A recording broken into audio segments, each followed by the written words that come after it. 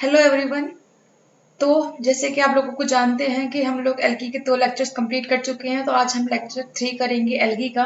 तो लेक्चर 2 में हमने last time xanthophyceae yellow green algae के कैरेक्टरिस्टिक्स पढ़े थे।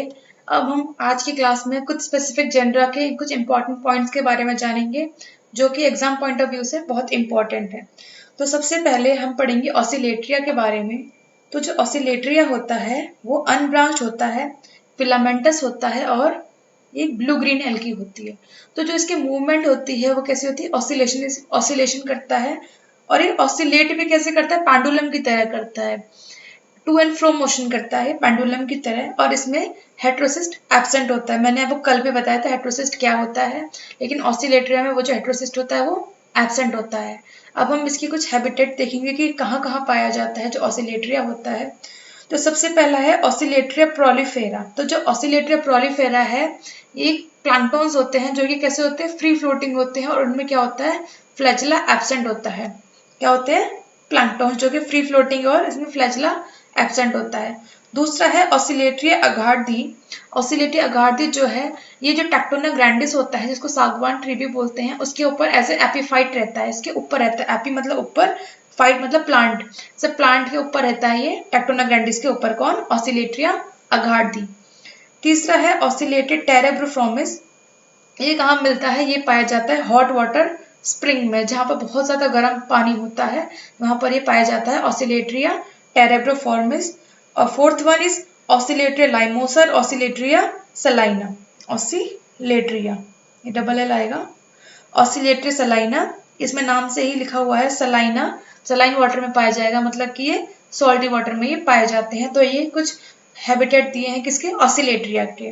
कुछ स्पीशीज होती है जैसे कि ऑसिलेटरिया प्रिंसेप्स और ऑसिलेटरिया प्रोबोकॉर्डिया। उनमें क्या होता है, मेम्ब्रेनस स्ट्रक्चर होती है। क्या मेम्ब्रेनस स्ट्रक्चर होती है, कैलिप्ट्रा। वो भी कहाँ पर, एपिकल सेल। जो ऊपर की सेल होती है एपिकल सेल, उसके ऊपर क्या प्रेजेंट होती है, कैलिप्ट्रा प्रेजेंट होती है। कौन सी स्पीशीज के अंदर, ऑसिलेटरिया प्रिंसेप्स और ऑसिलेटरिया प्रोबोकोइडिया के अंदर कैलिप्ट्रा पाई जाती है, वो भी कहाँ पर, एपिकल सेल के ऊपर। अब हम ऑसिलेटरिया के मूवमेंट्स देखेंगे कि कैसे कैसे मूवमेंट करता है। ऑसिलेटरिया जो होता है ये ग्लाइडिंग मूवमेंट भी करता है, मतलब कि ग्राउंड पे क्रीप करता है, रेंगता है। तो ग्लाइडिंग मूवमेंट भी करता है कौन, ऑसिलेटरिया। ये ऑसिलेटरी मूवमेंट भी करता है, जैसे मैंने आपको बताया to and fro motion show करता है। जैसे कि जो वॉल क्लॉक होती है वो पेंडुलम ऐसे ऐसे ऐसे शो करता है, ऐसे भी ऑसिलेटरी मूवमेंट करता है, like pendulum of wall clock. या फिर टिप रिवॉल्विंग मूवमेंट भी करता है, जिस मूवमेंट की वजह से क्या होता है, एक म्यूसिलेजिनियस शीट की सिक्रेशन होती है, ऐसे भी ये मूवमेंट करता है। तो जो रिवॉल्विंग मूवमेंट होती है ऑसिलेटरिया की टिप पे, तो उसकी cells of the filament contract and then expand. तो जो फिलामेंट की सेल्स होती है वो पहले कॉन्ट्रैक्ट सिकुड़ती है, फिर वो एक्सपेंड करती है, जिसकी वजह से क्या होता है, जो म्यूसिलेजिनियस सब्सटेंस होता है वो बाहर आ जाता है, मतलब कि वो सिक्रेट हो जाता है। कौन से मूवमेंट में, टिप रिवॉल्विंग मूवमेंट में। ये इंपॉर्टेंट है, टिप रिवॉल्विंग मूवमेंट। अब हम कुछ रिप्रोडक्शन देखेंगे ऑसिलेटरिया में, कैसे कैसे रिप्रोडक्शन होता है। तो इसमें जो ऑसिलेटरिया होता है उसके अंदर एसेक्सुअल और सेक्सुअल रिप्रोडक्शन दोनों ही एब्सेंट होते हैं। फिर कौन सा रिप्रोडक्शन होता है, इसके अंदर होता है वेजिटेटिव रिप्रोडक्शन होता है, वो भी किसके थ्रू, फ्रेगमेंटेशन के थ्रू और हार्मोगोन्स के थ्रू। मैंने आपको फ्रेगमेंटेशन भी बता रखा है पहले की क्लासेस में, और हार्मोगोन्स भी बता रखा है। Economic importance of oscillatory. Oscillatory की कहाँ कहाँ क्या क्या इकोनॉमिक इंपॉर्टेंस है। तो सबसे पहले बेनिफिशियल एस्पेक्ट्स, इसके हमें क्या बेनिफिट मिलता है ऑसिलेटरिया से। तो ये एज अ बायोफ्यूल भी यूज किया जाता है, बायोब्यूटिनॉल बायोफ्यूल की तरह भी ऑसिलेटरिया को यूज किया जाता है। और ये harmful aspects as algal bloom, क्योंकि क्या करता है, ये ब्लू ग्रीन एल्गी है, तो क्या ये एल्गल ब्लूम का फॉर्मेशन करता है, जिससे कि जितने भी एक्वाटिक एनिमल्स, एक्वाटिक फिशेस जितने भी होते हैं, उन सबको बहुत ज्यादा नुकसान होता है, उन सबकी डेथ हो जाती है। एक होता है एनोटॉक्सिया ए, ये क्या करता है, डिपोलराइजेशन करता है किसका, पोस्ट सिनेप्टिक न्यूरल सिस्टम का। ये क्या करता है, डिपोलराइजेशन करता है जहाँ न्यूरोमस्कुलर जंक्शन पे। एक होता है माइक्रोसिस्टिन एलआर, ये कॉज करता है क्या, मैमेलियन लीवर टॉक्सिन, या इसको डेथ फैक्टर और पॉइजन ऑफ चॉइस भी इसको बोलते हैं। तो ये क्या है, हमारे इकोनॉमिक इंपॉर्टेंस है किसके, ऑसिलेटरिया के। अब हम देखेंगे नॉस्टॉक के बारे में। तो नॉस्टॉक किसके अंदर आता है, नॉस्टॉक आता है साइनोफाइसी के अंदर आता है। और ये कैसे ब्लू ग्रीन एल्गी, एक कॉलोनियल ब्लू ग्रीन एल्गी, क्योंकि नॉस्टॉक क्या होता है, कॉलोनी में रहता है। तो नॉस्टॉक का कॉमन नेम क्या है, नॉस्टॉक का कॉमन नेम है फॉलन स्टार। क्या नेम है कॉमन नेम, फॉलन स्टार। ये अनब्रांच्ड होता है और इसके फिलामेंट्स हेलिकल होते हैं। और जिसका हेटेरोसिस्ट होता है वो कैसा होता है, इंटरकैलरी होता है। कैसा होता है, इंटरकैलरी, मतलब कि बीच में पाया जाता है, जैसे कि मैंने आपको स्ट्रक्चर में भी बताया था, ऐसे करके इसमें बीच में एच शेप स्ट्रक्चर पाया जाता है बीच में। तो इसमें हेटेरोसिस्ट कैसे, इंटरकैलरी प्रेजेंट होता है। जिसमें वेजिटेटिव रिप्रोडक्शन होती है वो कैसे, हॉर्मोगोन से एकिनेट से, हेटेरोसिस्ट से और फ्रेगमेंटेशन से। मैंने आपको ये सारे टर्म्स, इन सब की डेफिनेशन आपको पहले क्लासेस में दी हुई है। अगर आपको इनको दोबारा जानना है तो आप प्रीवियस क्लासेस भी देख सकते हैं। एसेक्सुअल रिप्रोडक्शन कैसे होता है, एंडोस्पोर्स के थ्रू होता है। वो भी कैसे होते हैं, एंडोस्पोर्स नॉन मोटाइल होते हैं, उसके थ्रू नॉनस्टॉक में एसेक्सुअल रिप्रोडक्शन होता है। अब जो नॉनस्टॉक होता है उसका सिम्बायोटिक एसोसिएशन होता है, किस किस के साथ होता है। तो एक होता है नॉनस्टॉक पंक्टिफॉर्मिस। नॉनस्टॉक पंक्टिफॉर्मिस, इसका एसोसिएशन होता है किसके साथ, एक फंजाई होती है, कौन सी फंजाई, जियोसाइफोन। जियोसाइफोन के साथ नॉनस्टॉक पंक्टिफॉर्मिस का सिम्बायोटिक एसोसिएशन होता है। जो नॉनस्टॉक कॉलोनी होती है उसका ब्रायोफाइट, जो एंथोसेरोस एक ब्रायोफाइट है, उसके साथ कैसा होता है, सिम्बायोटिक एसोसिएशन होता है। नॉनस्टॉक कॉलोनी का एंजियोस्पर्म के साथ भी होता है। एंजियोस्पर्म में किसका, गुनेरा लीव्स के साथ। तो नॉनस्टॉक कॉलोनी का गुनेरा लीव्स जो एंजियोस्पर्म्स में आते हैं उसके साथ भी सिम्बायोटिक एसोसिएशन होता है। और नॉनस्टॉक पंक्टिफॉर्मिस का जिम्नोस्पर्म के साथ भी होता है, जो कि क्या, किसके साथ, जो कोरिलेट रूट होती है साइकस की, उसके साथ भी नॉनस्टॉक पंक्टिफॉर्मिस का सिम्बायोटिक एसोसिएशन होता है। अब ये क्रिप्टोफाइसिन एक टर्म होता है, ये क्या होता है, एक एंटी फंगल और एंटी कैंसर ड्रग है। कैसी ड्रग है, एंटी फंगल और एंटी कैंसर ड्रग है, जो कि हमें कहाँ से मिलती है, मिलती है हमें नॉनस्टॉक से ही ये मिलती है। इंपॉर्टेंट है, पूछा जाता है कि नॉनस्टॉक से हमें कौन सी ड्रग ऑब्टेन होती है, एंटी फंगल और एंटी कैंसर ड्रग कौन सी होती है, क्रिप्टोफाइसिन। अब हम पढ़ेंगे यूलोथ्रिक्स जेनरा के बारे में। तो यूलोथ्रिक्स जेनरा का दूसरा नाम क्या है, इसको पॉन्ड वूल या वाटर वूल भी बोला जाता है। क्या क्या, पॉन्ड वूल या वाटर वूल भी बोला जाता है। ये क्लोरोफाइसी के अंदर आता है और ये अनब्रांच होता है, यूनिसेरिएट होता है और फिलामेंटस एल्गा होता है। यूनिसेट मतलब एक के ऊपर एक ऐसे पाया जाता है ये, और ये सबस्ट्रेटम से अटैच होता है। अब हम देखेंगे जो यूलोथ्रिक्स है वो कहाँ कहाँ पाया जाता है।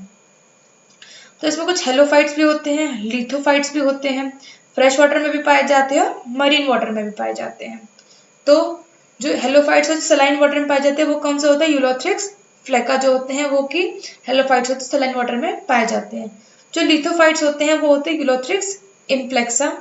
कुछ जो फ्रेश वाटर में पाए जाते हैं कौन कौन से, यूलोथ्रिक्स जोनाटा, यूलोथ्रिक्स पैक्टिनेलिस और यूलोथ्रिक्स एक्वेलिस। और जो मरीन वाटर में पाए जाते हैं वो तो यूलोथ्रिक्स स्यूडोफ्लेक्सा और यूलोथ्रिक्स स्यूडोफ्लेक्सिडा। तो ये सब क्या है, हैबिटेट्स हैं किसकी, यूलोथ्रिक्स की। यूलोथ्रिक्स यहाँ यहाँ पाया जाता है। हेलोफाइट्स भी होते हैं, लिथोफाइट्स भी, फ्रेश वाटर में भी और मरीन वाटर में भी। अब हम थैलस स्ट्रक्चर देखेंगे यूलोथ्रिक्स की। तो ये थैलस स्ट्रक्चर है यूलोथ्रिक्स की। तो ये लास्ट में ये होल्ड फास्ट है, ये हैप्टेरॉन है, इसके थ्रू ये सबस्ट्रेटम से अटैच रहता है। जो बीच की सेल है इनको बोलते हैं इंटरकैलरी सेल, और कैप की सेल है ऊपर की सेल उसको बोलते हैं एपिकल सेल। तो जो होल्ड फास्ट या हैप्टेरॉन बोलते हैं, इससे ये अटैच होता है किससे, सबस्ट्रेटम से। और जो इसका क्लोरोप्लास्ट होता है वो कैसा होता है, इसका क्लोरोप्लास्ट यूलोथ्रिक्स का कॉलर शेप्ड या फिर गर्डर शेप्ड इसका क्लोरोप्लास्ट होता है, और इसमें पाइरिनॉइड बॉडी प्रेजेंट होती है। पाइरिनॉइड बॉडी क्या होती है आप इनको कमेंट बॉक्स में बताएंगे, मैंने आपको बताया हुआ है कम से कम 3 से 4 बार। अब हम यूलोथ्रिक्स में रिप्रोडक्शन देखेंगे कैसे होगा। वेजिटेटिव रिप्रोडक्शन होता है इसमें फ्रेगमेंटेशन के थ्रू, एसेक्सुअल रिप्रोडक्शन होता है स्पोर्स के थ्रू, और सेक्सुअल रिप्रोडक्शन होता है इसमें आइसोगैमेट्स टाइप होती है, इसमें कि मोटाइल गैमेट्स का इन्वॉल्वमेंट होता है। तो एसेक्सुअल रिप्रोडक्शन भी दो तरीके से होता है, मोटाइल स्पोर्स और नॉन मोटाइल स्पोर्स के थ्रू। तो जो मोटाइल स्पोर्स होते हैं उनमें आ गया कौन सा, जू स्पोर्स। अब जू स्पोर्स भी दो टाइप के होते हैं, कौन कौन से, माइक्रोजू स्पोर्स और मैक्रोजू स्पोर्स। अब जो माइक्रोस्पोर्स फर्दर 2 टाइप्स के होते हैं, कौन कौन से, बाइफ्लैजेलेटेड और क्वाड्रिफ्लैजेलेटेड। तो जो बाइफ्लैजेलेटेड और क्वाड्रिफ्लैजेलेटेड कैसे होते हैं, पेयर शेप्ड होते हैं माइक्रोजोस्पोर, और इसमें 16 to 32 पर सेल होते हैं, और इस सरफेस से अटैच होते हैं किससे, एंटीरियर एंड से ये अटैच होते हैं। अब जो मैक्रोजोस्पोर है जो क्वाड्रिफ्लैजेलेटेड होता है, ये कैसे शेप का होता है, ये होता है ओवल शेप्ड होता है, इसमें 4 से 8 होती हैं पर सेल, और ये सरफेस से किससे अटैच होता है, पोस्टीरियर एंड से अटैच होता है। ये एंटीरियर एंड से अटैच था और ये पोस्टीरियर एंड से अटैच था। अब हम देखेंगे नॉन मोटाइल स्पोर से कैसे होता है। तो नॉन मोटाइल स्पोर से दो तरीके से हो सकता है, ए प्लानोस्पोर जो कि थिन ए प्लानोस्पोर होता है, और एक होता है थिक हिप्नोस्पोर। अब एक स्टेज होती है जिसका नाम है पाल्मेला स्टेज। तो पाल्मेला स्टेज क्या होता है? अंडर अनफेवरेबल कंडीशन, जबकि अनफेवरेबल कंडीशन चलती होती हैं, तो जो जूस्पोर्स होते हैं, जो मोटाइल जूस्पोर्स या फिर जो ए प्लानोस्पोर जो नॉन मोटाइल होते हैं, वो सराउंड हो जाते हैं किससे? म्यूसिलेजिनस कवरिंग से सराउंड हो जाते हैं और एक कॉलोनी का फॉर्मेशन कर देते हैं। उसको ही क्या बोला जाता है? उसको पाल्मेला स्टेज बोला जाता है।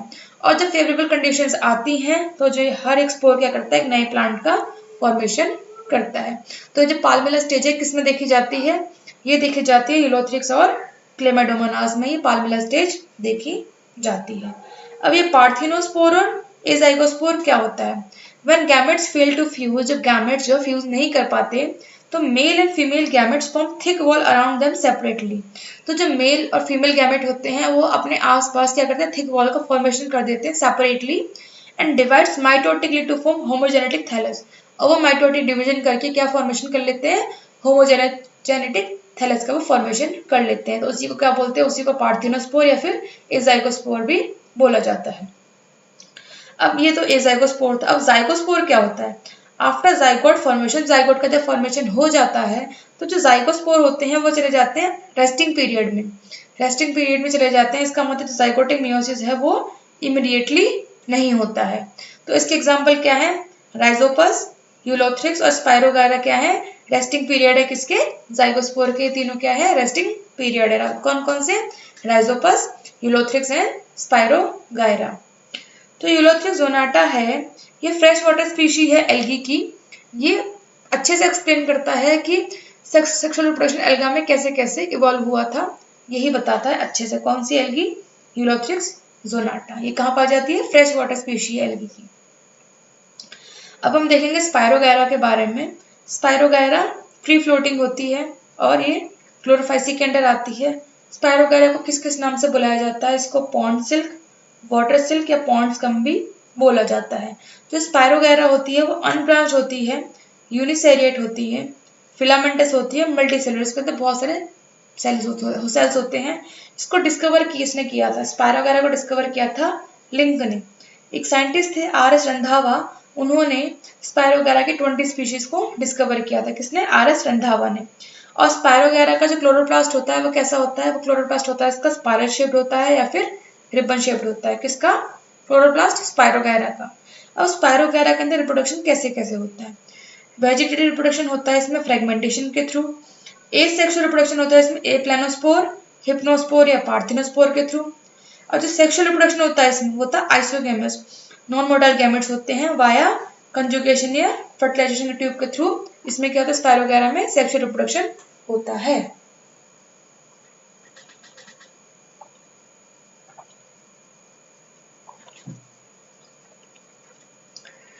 अब जो कॉन्जुगेशन होता है स्पायरोगायरा में वो भी दो तरीके से होता है। कौन कौन सा? एक होता है स्केलेरिफॉर्म और लैडर लाइक कॉन्जुगेशन जो कि मोस्ट कॉमन होता है, और दूसरा होता है लेटरल कॉन्जुगेशन। तो जो स्केलेरिफॉर्म और लैडर लाइक कंजक्शन होता है ये कहाँ पाया जाता है? ये होता है हेटेरोथैलिक और डायशियस स्पीशीज में, जिसमें कि जब डायशियस मतलब जब मेल और फीमेल थैलस जो होते हैं वो डिफरेंट होते हैं। और दूसरा होता है लेटरल कॉन्जुगेशन, ये भी 2 टाइप्स का होता है, लेकिन लेटरल कॉन्जुगेशन में ये किस में पाया जाता है? ये होमोथैलिक और मोनोशियस स्पीशीज में पाया जाता है, जिसमें कि जो मेल और फीमेल गैमेट्स होते हैं वो सेम थैलस पर ही प्रोड्यूस होते हैं लेटरल कॉन्जुगेशन में। अब लेटरल कॉन्जुगेशन फर्दर 2 टाइप्स के हैं, डायरेक्ट लेटरल या इनडायरेक्ट लेटरल। तो जो डायरेक्ट लेटरल है उसको डिस्कवर किसने किया था? उसको डिस्कवर किया था एमओपी अयंगर ने। वो किसके अंदर? स्पायरोगायरा जोवेंसिस के अंदर डायरेक्ट लेटरल को डिस्कवर किया गया था। अब इनडायरेक्ट लेटरल को किस किस में डिस्कवर? स्पायरोगायरा कॉलिगेट या फिर स्पायरोगायरा एफिनिस में किया गया था। अब हम देखें क्लेमाडोमोनास के बारे में। क्लेमाडोमोनास ग्रीन एल्गा है और इसकी डिस्कवरी किसने की थी? इसकी डिस्कवरी की थी एहरनबर्ग ने। किसने डिस्कवरी की थी क्लेमाडोमोनास की? एहरनबर्ग ने डिस्कवरी की थी। ये अब इसकी हैबिटेट क्या क्या है, कहाँ कहाँ पाया जाता है? तो सबसे पहले क्लेमाडोमोनास एहरनबर्गी, ये हेलोफाइल है, ये सॉल्टी कंडीशन में पाया जाता है। एक होता है क्लेमाडोमोनास निवेलिस, ये किसके लिए रिस्पॉन्सिबल होता है? ये रेड स्नो के लिए रिस्पॉन्सिबल होता है। एक होता है क्लेमाडोमोनास येलोस्टोनेंसिस, ये किसके लिए रिस्पॉन्सिबल होता है? ये रिस्पॉन्सिबल होता है ग्रीन स्नो के लिए। और एक होता है क्लेमाडोमोनास रेन हार्डी, जो क्लेमाडोमोनास ग्रीन हार्डी है ये मोस्ट स्टडीड एल्गा है, सबसे ज्यादा पढ़ा जाने वाला एल्गा यही है और ये एक मॉडल ऑर्गेनिज्म है। किसके लिए? मॉलिक्यूलर बायोलॉजी में ये एक मॉडल ऑर्गेनिज्म है। अभी क्लेमाडोमोनास का जो एंटीरियर एंड है ये कैसा होता है? पॉइंटेड होता है, और बल्कि जो इसका पोस्टीरियर एंड होता है वो कैसा होता है? ब्रॉडर होता है। एक एक्सेप्शन है, एक्सेप्शंस आर इम्पोर्टेंट। एक्सेप्शन है क्लेमाडोमोनास कॉर्डेटा।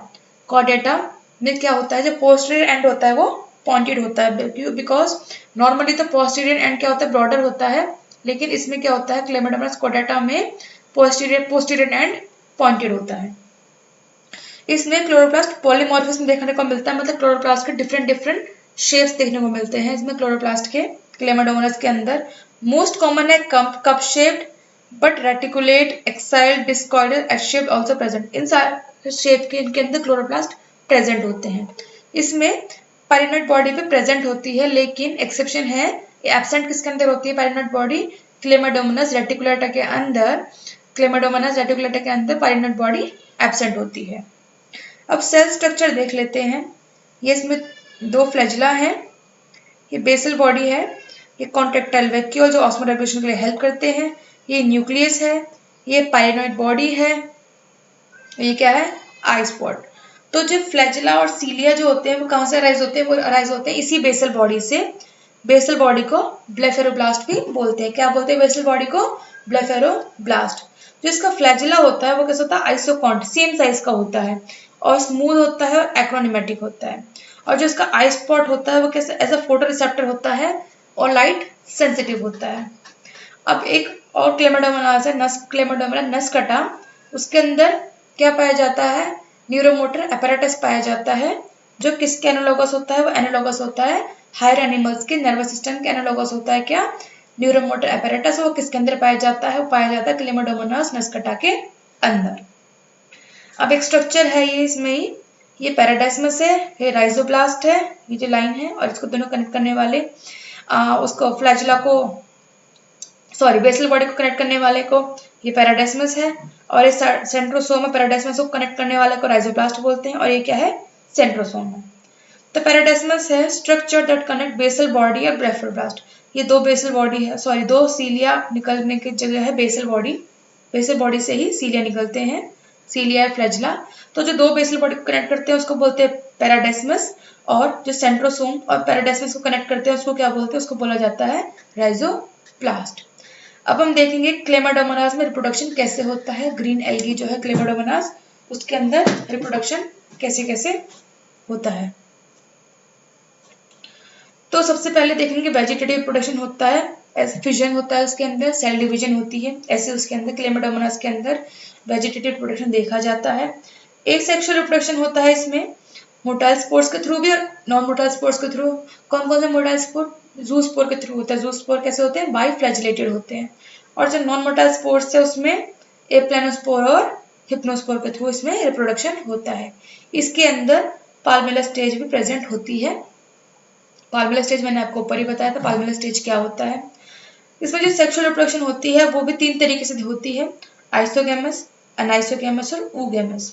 तो आइसोगैमस किस किस में होती है? क्लेमाडोमोनास यूगैमेटोज में, क्लेमाडोमोनास डिबायरेनम में है, और क्लेमाडोमोनास प्रोबोसिगेरन में क्या होता है? आइसोगैमस सेक्सुअल रिप्रोडक्शन इसमें होता है। अनाइसोगैमस किस में होता है? क्लेमाडोमोनास ब्रोनी में अनाइसोगैमस सेक्सुअल रिप्रोडक्शन होता है, और ऊगैमस होता है क्लेमाडोमोनास कॉक्सीफेरा में। तो क्लेमाडोमोनास कॉक्सीफेरा में ऊगैमस सेक्सुअल रिप्रोडक्शन होता है। अब हम देखेंगे वॉलवॉक्स के बारे में। वॉलवॉक्स एक ग्रीन एल्गा है, रोलिंग एल्गा है, इसको कॉलोनियल एल्गा भी बोला जाता है, और इसका सीनोबियम कैसा होता है? मोटाइल होता है। अब सीनोबियम क्या होता है? सीनोबियम वो होता है जिसमें कि सेल्स के नंबर, शेप और साइज क्या होता है? फिक्स होता है। अब जो वॉलवॉक्स होता है इसका स्ट्रक्चर जो है एग्जैक्टली सेम होता है, किसकी? क्लेमाडोमोनास के सेम होता है, लेकिन जो वॉलवॉक्स होता है वो मल्टीसेलुलर होता है, और जो क्लेमाडोमोनास होता है वो क्या होता है? यूनिसेलुलर होता है। जो इसकी कॉलोनी होती है वो होलो होती है, मतलब खाली होती है, या तो वो वाटर से फिल होगी वॉलवॉक्स की कॉलोनी, या फिर जेलेटिनस सब्सटेंस से फिल होगी। तो जब कॉलोनी वाटर से फिल्ड होती है तो उस किसके अंदर फिल्ड होती है? वॉलवॉक्स ग्लोबेटर के अंदर, जो कि एक मोनोशियस है। और अगर जेलेटिनस सब्सटेंस के उसके अंदर फिल है कॉलोनी के अंदर, तो किसके अंदर फिल होता है? वो वॉलवॉक्स ऑरियस के अंदर, जो कि डायशियस स्पीशीज है। तो जो उसकी कॉलोनी होती है वो क्या शो करती है, पोलैरिटी शो करती है। इसमें दो पोल होते हैं, एक एंटीरियर पोल, ये एंटीरियर पोल है, और ये क्या है, एक पोस्टीरियर पोल इसके अंदर प्रेजेंट होता है। तो एंटीरियर पोल पे सोमैटिक सेल्स प्रेजेंट होती हैं, इसमें रिप्रोडक्शन एब्सेंट होता है। एंटीरियर पोल पे क्या होता है, रिप्रोडक्शन एब्सेंट होता है। साइज स्मॉल होता है, आप देखिए इसका साइज स्मॉल है, इसके साइज बड़े हैं, पोस्टीरियर पोल पे साइज बड़े हैं और एंटीरियर पोल पे साइज छोटे हैं। इसमें फ्लैजला भी प्रेजेंट है, देखिए फ्लैजला प्रेजेंट है, और इसमें आई स्पॉट भी क्या होते हैं, लार्ज होते हैं। लेकिन अगर हम पोस्टीरियर पोल की बात करें तो ये क्या होती है, रिप्रोडक्टिव सेल्स होती हैं, गोनिडिया होती हैं, इनमें फ्लैजला एब्सेंट होता है, देखो फ्लैजला नहीं है इसमें, और ये 10 टाइम्स लार्जर होती है एंटीरियर सेल्स की। एंटीरियर सेल्स क्या होती है, सोमैटिक सेल्स होती हैं, उनसे ये 10 टाइम्स लार्जर है, ये छोटी छोटी है और ये बड़ी बड़ी है, 10 टाइम्स बड़ी होती है इनसे। और बल्कि जो इनका आई स्पॉट होता है वो स्मॉल होता है, क्योंकि एंटीरियर पोल का लार्जर है और पोस्टीरियर पोल का कैसा आई स्पॉट है, स्मॉलर है। अब हम वॉल्वॉक्स में रिप्रोडक्शन की बात करें तो दो तरीके से होता है, एक होता है एसेक्सुअल रिप्रोडक्शन और एक होता है सेक्सुअल रिप्रोडक्शन। तो जो वॉल्वॉक्स में एसेक्सुअल रिप्रोडक्शन होता है वो होता है ड्यूरिंग स्प्रिंग होता है, और सेक्सुअल रिप्रोडक्शन कैसे होता है, ड्यूरिंग समर होता है। तो जब इनमें एसेक्सुअल रिप्रोडक्शन होता है तो जो पोस्टीरियर एंड की सेल्स होते हैं, जो गोनिडिया होते हैं, वो डिवाइड करती रहती है बार बार। तो उनमें 3 बार सक्सेसिव माइटोटिक डिविजन होता है, जिससे क्या हो जाए, वो 8 सेल्स की बन जाती है। अब 8 सेल्स की बनने के बाद वो एक प्लेट लाइक, मतलब प्लेट की तरह, प्लेट लाइक मैनर में वो अरेंज हो जाती है, जिसको क्या बोला जाता है, प्लेकिया स्टेज भी बोला जाता है। इंपॉर्टेंट है प्लेकिया स्टेज।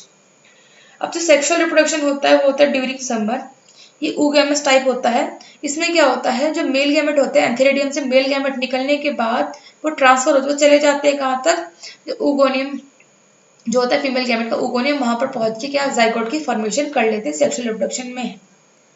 अब जो जाइगोट है वो मियोसिस करता है, उसके बाद क्या बना लेता है, वो मियोस्पोर्स बना लेता है, मियोस्पोर्स से जर्मिनेट करके एक न्यू बॉडी का फॉर्मेशन हो जाता है।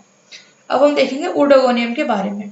तो ओडोगोनियम क्या है, ओडोगोनियम में ग्रीन एल्गा है, अनब्रांच्ड है, यूनिसेरिएट है और फिलामेंटस है। और जो ओडोगोनियम होता है ये फ्रेश वाटर में पाया जाता है और ये सबस्ट्रेटम से अटैच होता है। ये इसकी स्ट्रक्चर है, ये इसकी एपिकल सेल है, ये ओगोनियम है, ये एंथ्रीडियम है, ये कैप्सल्स दिखी हुई है, देखिए कैप्सल्स बनी हुई है, कैप्सल्स है, ये होल्ड फास्ट या हेप्टेरन बोल सकते हैं इसको, हेप्टेरा। ये बीच में होती है इंटरगैलेटरी सेल्स, इसी में क्या होता है, सेल डिवीजन होता है।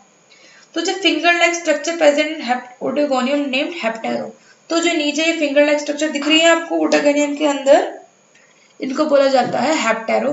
तो जो मेल सेक्स ऑर्गन है उसको बोला जाता है एंथीरिडियम, और जो फीमेल सेक्स ऑर्गन है उसको बोला जाता है क्या, oogoनियम। तो दोनों ही प्रेजेंट है, एंथीरिडियम और oogoनियम। अब जिस ग्रोथ कैसे होती है ओडोगोनियम में, ग्रोथ होती है जो इंटरकैलेटरी सेल्स होती है उनके अंदर सेल डिवीजन होता है, तब क्या होती है, ओडोगोनियम में ग्रोथ होती है by cell division in intercalary cells. फिर सेल डिवीजन हैपेंस, जब सेल डिवीजन होता है, the new cells that are formed mostly have a cap-like structure on them।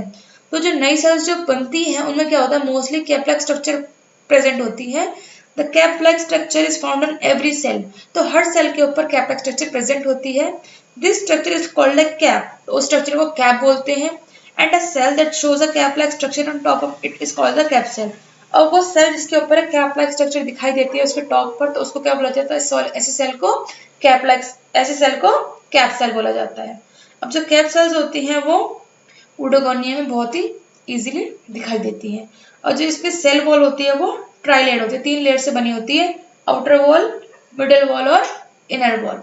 तो इसमें आउटर वॉल काइटिन की बनी होती है और मिडल वॉल पैक्टिन की बनी होती है, इनर वॉल सेलुलोज की बनी होती है। अब काइटिन की सेल वॉल किस किस की बनी होती है ये भी मैं आपको बता चुकी हूँ, आप लोग मुझे भी इसका भी आंसर मुझे कमेंट बॉक्स में बताना, जिससे कि मुझे पता चले कि आप लोगों को जितना मैं पढ़ा रही हूँ उसमें से कितना रिटेन हो पा रहा है और आप कितना इंटरेस्ट के साथ पढ़ रहे हैं। एपिफाइट की खोज किसने की थी, एपिफाइट। एज एपिफाइट कौन रहता है ओडोगोनियम पे, ओडोगोनियम रंधावे एज एपिफाइट रहता है। क्लोरोप्लास्ट कैसा होता है, क्लोरोप्लास्ट ओडोगोनियम में रेटिकुलेट शेप होता है, रेटिकुलेट मतलब जाल जैसा होता है, जाल की शेप में होता है। इसके अंदर बहुत सारे पैरानोइड्स प्रेजेंट होते हैं। अब जब ओडोगोनियम में सेल डिवीजन होता है तभी किसका फॉर्मेशन होता है, तभी कैप्सेल्स का फॉर्मेशन होता है। जब सेल डिवीजन होता है ओडोगोनियम में तभी कैप्सेल्स का फॉर्मेशन होता है। इसके अंदर ड्वार्फ मेल और नैनेंड्रिया भी पाया जाता है। क्या पाया जाता है, ड्वार्फ मेल और नैनेंड्रिया भी पाया जाता है। जो ओडोगोनियम होता है मल्टीफ्लैजेलेटेड मल्टीसिलिएटेड या यूनिन्यूक्लिएटेड और यूनिसेल्ड होता है, मतलब बहुत सारे फ्लैजला है, बहुत सारे सीलिया, या फिर सिंगुलर भी हो सकता है, सिंगल सेल वाला और सिंगल न्यूक्लियस वाला भी हो सकता है। अब इसके अंदर रिप्रोडक्शन कैसे कैसे होता है? रिप्रोडक्शन वेजिटेटिव रिप्रोडक्शन भी हो सकता है, एसेक्सुअल रिप्रोडक्शन भी हो सकता है और सेक्सुअल रिप्रोडक्शन भी हो सकता है। तो वेजिटेटिव रिप्रोडक्शन कैसे कैसे होता है? फ्रेगमेंटेशन के थ्रू और एकिनेट्स के थ्रू। एसेक्सुअल रिप्रोडक्शन इसमें ज़ूस्पोर्स के थ्रू होता है, वो भी मल्टीफैसेटेड होते हैं। और सेक्सुअल रिप्रोडक्शन इसमें ओगेमस टाइप का होता है। अब हम देखेंगे इसमें जो सेक्सुअल रिप्रोडक्शन होता है ओडोगोनियम में, वो कैसे होता है। वो होता है एडवांस्ड oogamous टाइप होता है। इसमें जो मेल गैमेट है वो प्रोड्यूस होते हैं एंथीरिडिया में, और जो फीमेल गैमेट होते हैं प्रोड्यूस किसमें होते हैं? वो होते हैं प्रोड्यूस oogonia में प्रोड्यूस होते हैं। तो जो फैक्टर्स रिक्वायर्ड होते हैं सेक्सुअल रिप्रोडक्शन के लिए, क्या क्या फैक्टर्स चाहिए? अल्कलाइन मीडियम चाहिए, deficiency of nitrate and nitrogen, nitrate और नाइट्रोजन नहीं होने चाहिए, और टेम्परेचर ज्यादा होना चाहिए, तभी सेक्सुअल रिप्रोडक्शन ओडोगोनियम में सही से हो पाता है। एंथीरिडिया के नेचर के अकॉर्डिंग ओडोगोनियम की स्पीशीज कितने टाइप की होती है?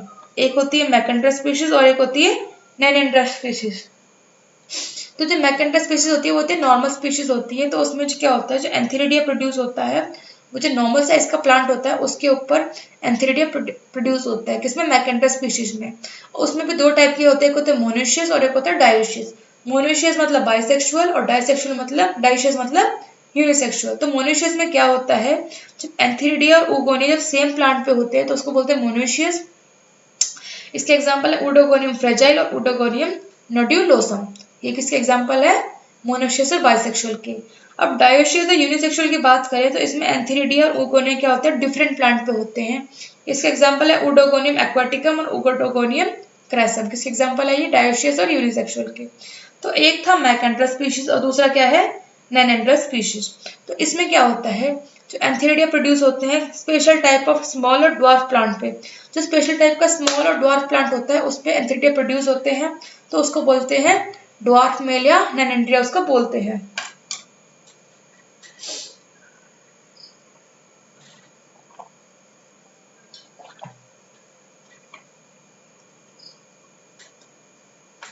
क्या बोलते हैं उसको? ड्वार्फ मेल और नैनेंड्रिया बोलते हैं, ये इंपॉर्टेंट है। Dwarf male is found by androspores which are produced in Androsporangium formed from a normal vegetative cell. जो ड्वार्फ मेल है उसकी फॉर्मेशन कौन करता है? एंड्रोस्पोर्स करते हैं। एंड्रोस्पोर्स कहाँ प्रोड्यूस होते हैं? एंड्रोस्पोर्स प्रोड्यूस होते हैं किसके अंदर? एंड्रोस्पोरेंजियम के अंदर प्रेजेंट होते हैं। एंड्रोस्पोरेंजियम कहाँ से बनते हैं? एक नॉर्मल वेजिटेटिव सेल से एंड्रोस्पोरेंजियम का फॉर्मेशन होता है। After swimming about for some time, androspores settle on the oogonial wall and germinate into a dwarf melonanandrium. थोड़ी देर स्विमिंग करने के बाद जो एंड्रोस्पोर्स होते हैं वो ओगोनियल वॉल पे सेटल हो जाते हैं, जर्मिनेट हो जाते हैं। जर्मिनेट होने के बाद क्या बना लेते हैं? वो ड्वार्फ मेल बन जाते हैं और जिसको नैनेंड्रियम भी बोलते हैं। अब उसमें भी दो कंडीशंस है, एक होती है गैनेंड्रोस्पोरस और दूसरी क्या होती है? इडिएंड्रोस्पोरस। तो कंडीशन में क्या है? दो कंडीशंस होती हैं।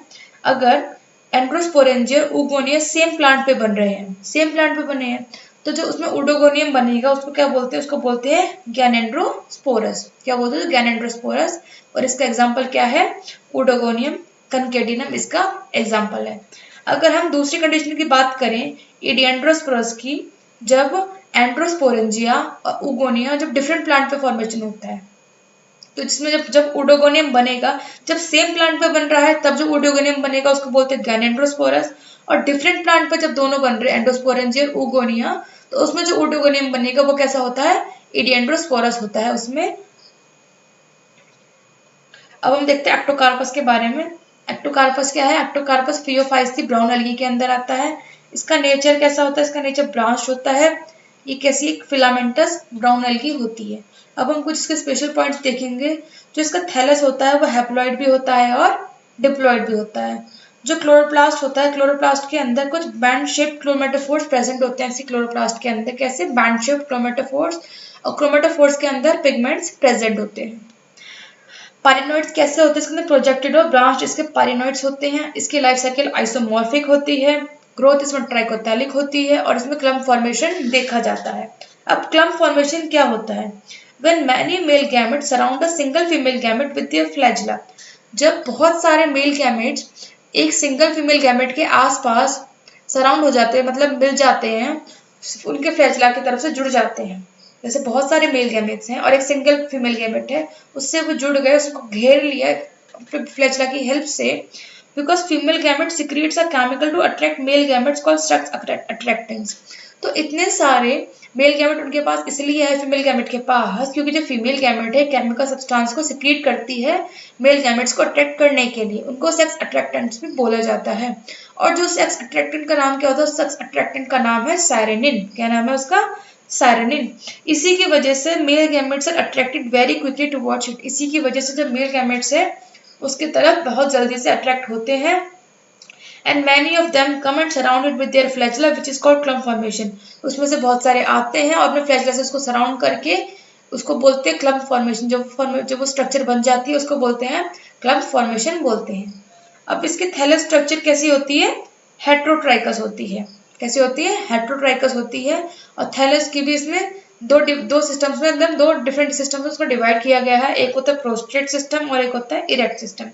तो जो प्रोस्ट्रेट सिस्टम होता है उससे क्या बनता है? उससे बनता है राइजोइडियल सिस्टम बनता है। और जो इरेक्ट सिस्टम होता है उससे क्या बनता है? उससे बनता है एरियल सिस्टम बनता है। अब इसके कुछ सेलुलर फीचर्स देखेंगे। इसमें 5 सॉर्ट्स प्रेजेंट होते हैं जो कि सेल्स के अंदर प्रेजेंट होते हैं। और जो 5 सॉर्ट्स जो होते हैं वो किसके इक्विवेलेंट होते हैं? वो इक्विवेलेंट होते हैं लाइसोसोम्स के इक्विवेलेंट होते हैं 5 सॉर्ट्स। और इनके अंदर हाइड्रोलाइटिक एंजाइम्स भी प्रेजेंट होते हैं।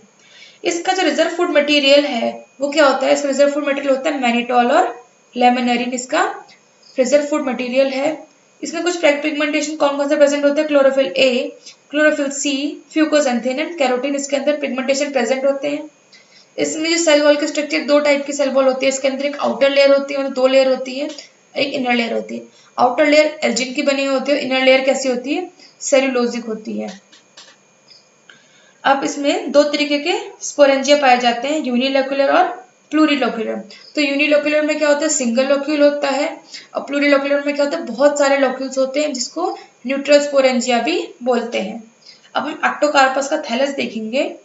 तो इसमें यूनिलोक्यूलर स्पोरेंजिया क्योंकि इसमें सिंगल लोक्यूल है, और इसमें प्लूरिलोक्यूलर स्पोरेंजिया क्योंकि इसमें बहुत सारे लोक्यूल्स देखे जा सकते हैं। अब जो एक्टोकार्पस का रिप्रोडक्शन होता है वो भी 3 टाइप का दिखता है, वेजिटेटिव भी, एसेक्सुअल भी और सेक्सुअल भी। तो जो वेजिटेटिव रिप्रोडक्शन होता है वो कैसे होता है? फ्रेगमेंटेशन के थ्रू एक्टोकार्पस में वेजिटेटिव रिप्रोडक्शन देखा जाता है। अब जो एसेक्सुअल रिप्रोडक्शन इनके अंदर होता है वो होता है स्पोरोफाइट 2n जो कि डिप्लॉयड प्लांट बॉडी होती है। और जो सेक्सुअल रिप्रोडक्शन होता है वो होता है गैमेटोफाइट जो कि हैप्लॉइड प्लांट बॉडी होती है। और जो सेक्सुअल रिप्रोडक्शन में जो होता है वो क्या होता है? मोस्टली एनाइसोगैमस होता है, जिसमें कि मेल और फीमेल गैमेट दोनों क्या होते हैं? दोनों ही मोटाइल होते हैं, दोनों ही मूवमेंट कर सकते हैं। अब जो एसेक्सुअल रिप्रोडक्शन होता है डिप्लॉयड प्लांट बॉडी 2n में, वो कैसा होता है? वाया ज़ूस्पोर्स होता है जो कि बाइफ्लैजेटेड होते हैं। अब जो ज़ूस्पोर्स है वो 2 टाइप्स के हैं, एक होते हैं मियोस्पोर्स और एक होते हैं माइटोस्पोर्स। जो मियोसिस के थ्रू बने वो मियोस्पोर्स और जो माइटोसिस के थ्रू बने वो माइटोस्पोर्स। तो मियोस्पोर्स हैप्लॉइड हैं, ये किसके अंदर प्रोड्यूस होते हैं? ये प्रोड्यूस होते हैं यूनिलोक्यूलर स्पोरेंजिया के अंदर प्रोड्यूस होते हैं।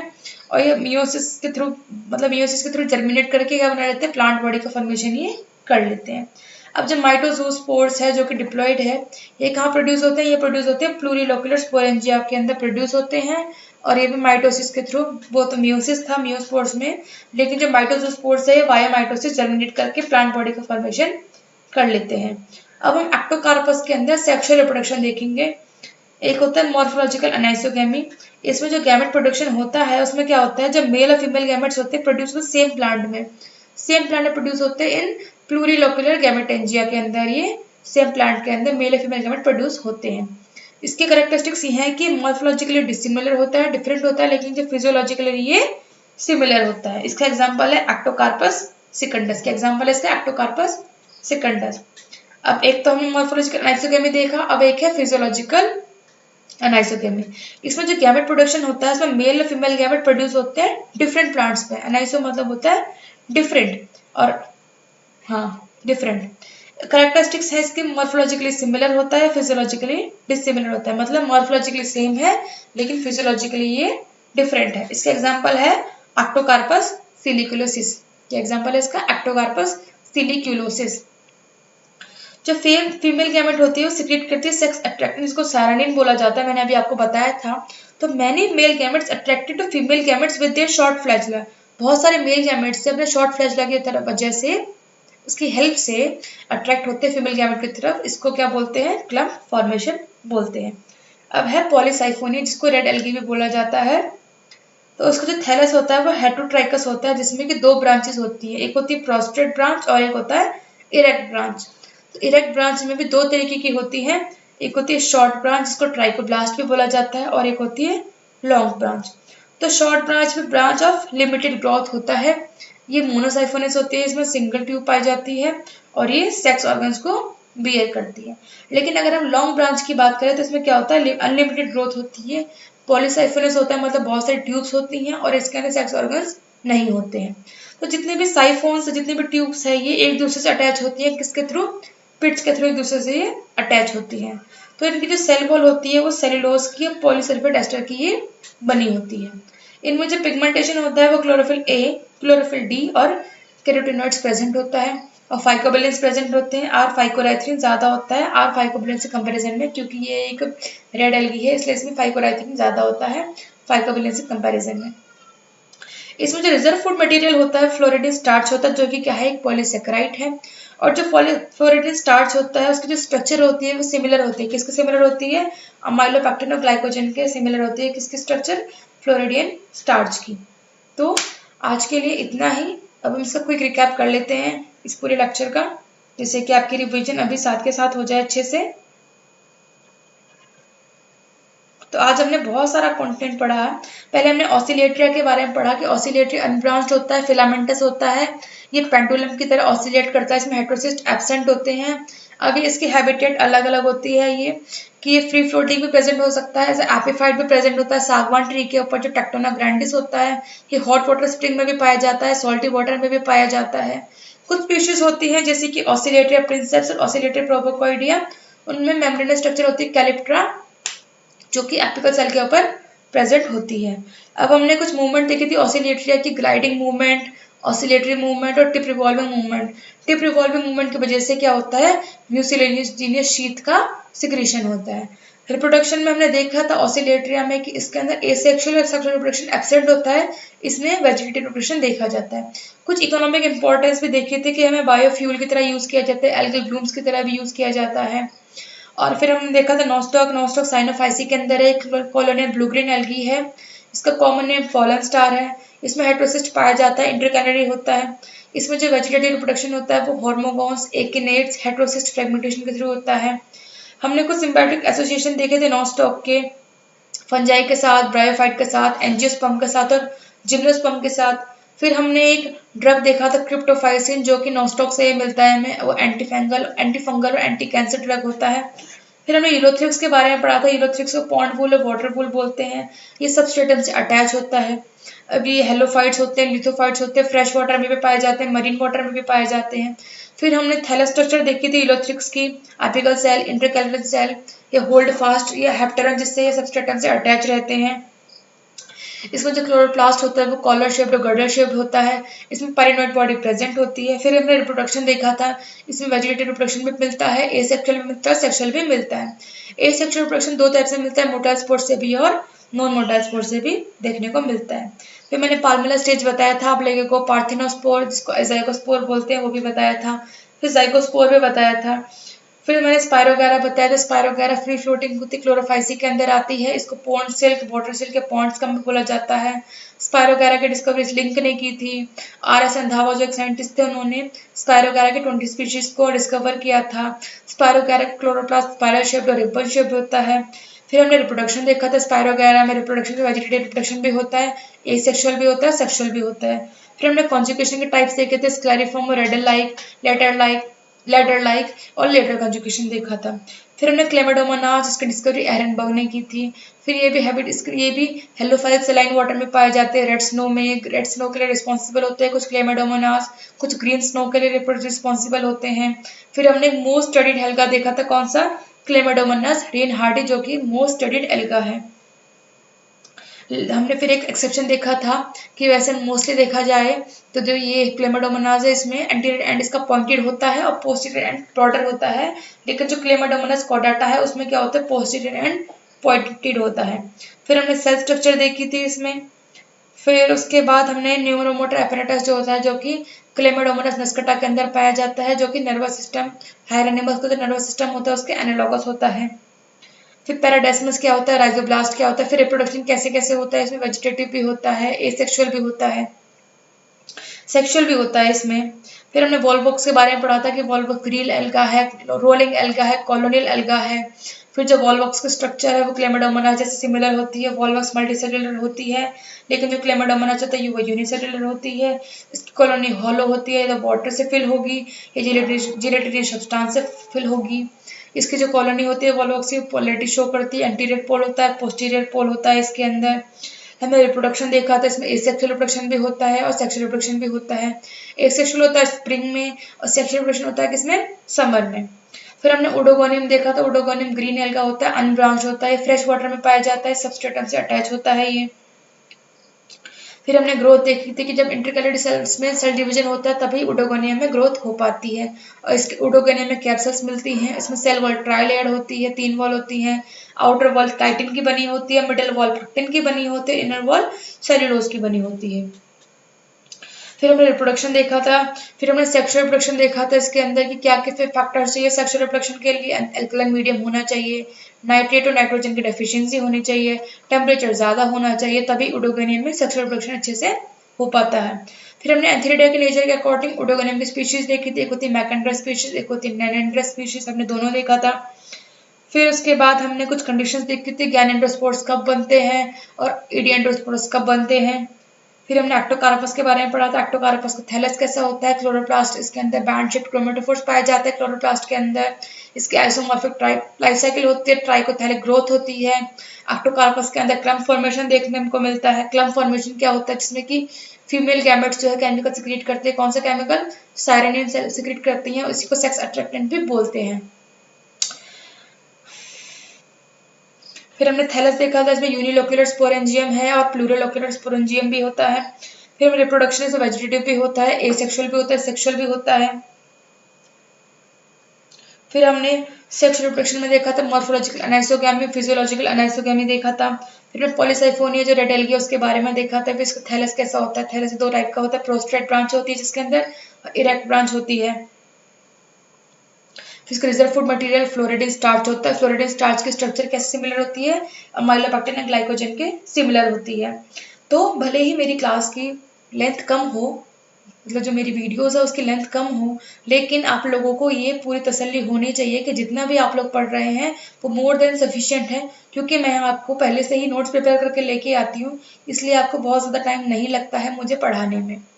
ऊपर से अगर आपको मेरी स्पीड ज़्यादा लग रही हो या फिर कम लग रही हो तो आप मुझे कमेंट्स में बता सकते हैं, जिसके अकॉर्डिंग मैं अपने आगे के क्लासेस में ध्यान रखूँगी, उस चीज़ पर कंट्रोल करूँगी। अगर मैं ज़्यादा फास्ट पढ़ाती हूँ तो मैं आपको और स्लो पढ़ाऊँगी, लेकिन आप इस चीज़ के लिए बिल्कुल तसल्ली रखिए कि जितना मैं पढ़ा रही हूँ मोर देन सफिशिएंट है, और आपके PYQs भी मैं कराती हूँ जिससे कि आपके अच्छे से प्रैक्टिस हो जाए। तो एलगी हमारी 3 लेक्चर्स हो चुके हैं, तो कल एलगी थोड़ी सी ही बच रही है हमारी करानी, उसके बाद हम लाइकन करेंगे, फिर हम ब्रायोफाइट करेंगे। तो एलगी हम कंप्लीट करने के बाद एलगी के PYQs और कुछ इंपॉर्टेंट क्वेश्चंस करेंगे एग्जाम पॉइंट ऑफ व्यू से, जो कि आपकी अच्छे से प्रिपरेशन, एलगी टॉपिक की अच्छे से प्रिपरेशन आपकी करा देंगे। तो आगे की क्लास कंटिन्यू रखने के लिए आप हमारे चैनल को सब्सक्राइब कर सकते हैं, जिससे कि फ्यूचर में आगे आने वाली सारी वीडियो की अपडेट्स आपको टाइम टू टाइम मिल सकें। Thank you so much.